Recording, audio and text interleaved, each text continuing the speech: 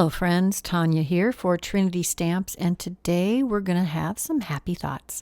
It's springtime and I would love to have some more happy thoughts. I decided we needed to play with the Picket fence dies. These are so cute and I could think of a lot of ways to use them, but we've been a little limited on the things that were actually in this release and hadn't sold out because it's a pretty popular release. So I'm thinking about what I could do, and I remembered that I had all of these pre-made rainbows from the Rainbow die set, and here I think I have a winning layout. I pulled out the modern embossed edge A7 stack, and I'm using the third from the largest size, and I die cut a heavyweight white cardstock panel with that piece. Now I'm planning out where I want to put this fallout piece die. This picket fence window die is adorable. You can use it as a window or you can use it as an element on your card. I'm trying to center it on the bottom portion of this panel that we're going to layer on a 5x7 card. I'm peeling off our low tack tape, which had been used a few times. That piece might need to be retired.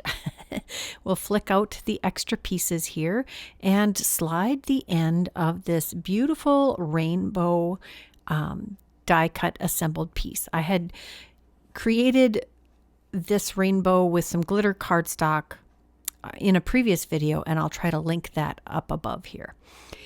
Now I'm taking some pieces of grass that are part of this die set, and I cut it from two different colors. I have these two cloud dies, and I cut those from some shimmery white cardstock, and I'm planning out my card design. This is the die that I used to create the rainbows, and as you can see, it also has a stitched cloud edge. Next, we're pulling out the Puffy Cloud Layers stencil. This is one of my favorite stencils. I've used it many times.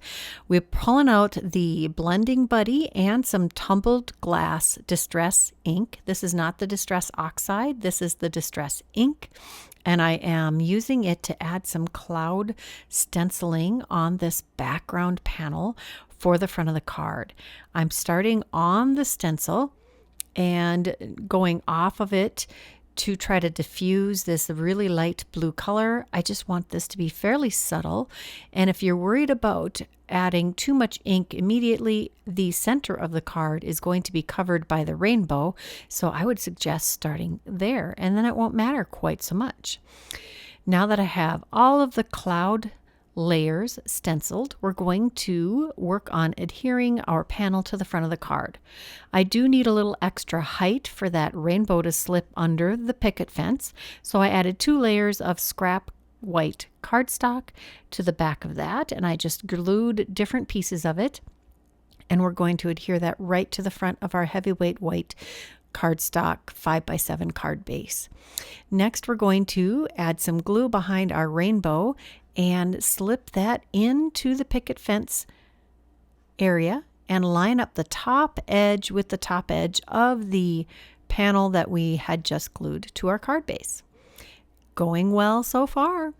Next, we're going to take our grass layers and we're going to make sure we cover the space below the rainbow that is not rainbow, because it was not quite as long as I thought. I could have brought that window die cut up a little higher than I had it. I did take another layer of the darker green cardstock and cut that with the grass, and now I'm adding that, and that fits just perfect. Looks like I planned it that way. Now we're going to add the clouds. We want 3 clouds. I'm going to have the bigger cloud in the middle, and the 2 smaller clouds are going above and below it, creating a nice triangular pattern with these. Triangles are a very tried and true basis of design, and this is adorable. Next, we're going to pull in the Simply Sentimental Happy stamp and die set. All of the Simply Sentimental stamps and dies are, I believe, essentials in your stamping room. They cover so many different occasions, and you can combine them in so many ways. I have a piece of vellum in my mini Misty here, and I'm stamping with Versamark or clear embossing ink. I think this is the Ink on 3 Juicy ink, and I'm using some brass embossing powder from Hero Arts. And I'm going to heat set these.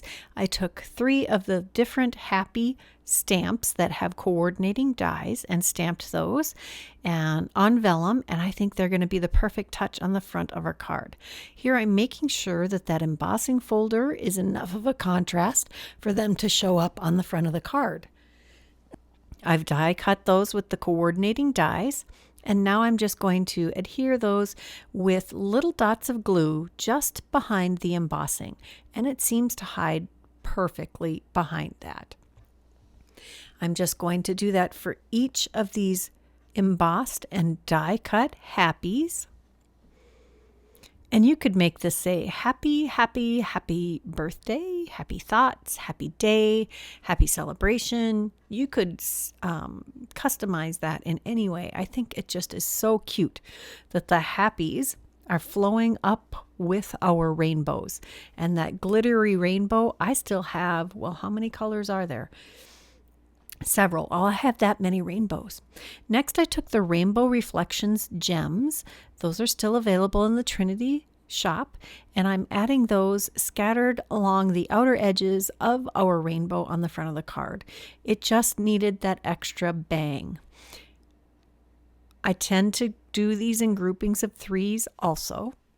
And I'm using my pickup stick and some precision glue to adhere those. Remember, we have the Crafty Gluefriend in the Trinity shop. I just can't use it because I'm allergic. It's still a fantastic glue. Some of the best glues are ones that I can't use. I'm using the Tidy tray here. It is the perfect way to get your embellishments back in your package, unless you're sloppy like me, and then your pickup stick helps you pop them back in. Next, we're going to take the Puffy Cloud layering stencil again, and we're going to stencil all the way up the inside of the card. Now this actually went a lot smoother because I wasn't trying to avoid the picket fence like I was on the front of the card, because I didn't want the clouds to go over that picket fence area. It was a little less smooth when I was doing my stenciling across the front. This went super smooth and super easy. Next, we're going to take VersaFine Clair Nocturne ink, and we're going to take 3 stamps from the Simply Sentimental Happy stamp set. We're going to use one of the same happies that we used for the front. We're going to put Sending You Happy Thoughts, and I thought that turned out great. One of the secrets to getting beautiful stamping for your sentiments on the inside is to make sure you give it a little time to absorb into your paper. Next, I'm taking the Distress watercolor crayons that I have sharpened into this palette, and I'm picking up the color with a damp paintbrush and just adding color to different sections of the word happy. I did a red, an orange, now I'm using a yellow. I believe it's probably candied apple, carved pumpkin, squeezed lemonade, twisted citron, and I bet I reach for salvage patina. Or is that Salty Ocean? That might be Salty Ocean. Yep. And there we have all of those pieces added as a nice, happy rainbow. That's my entire card for today. I hope you enjoyed it. If you did, please give this video a thumbs up. Leave me a comment. I'd love to hear what you have to say. If you haven't subscribed to this channel, now would be a great time to do that. And if you're interested in any of the products I used today, check that description box below. I always have them listed and linked there. Until next time, here are a couple more videos I thought you might enjoy. Bye-bye.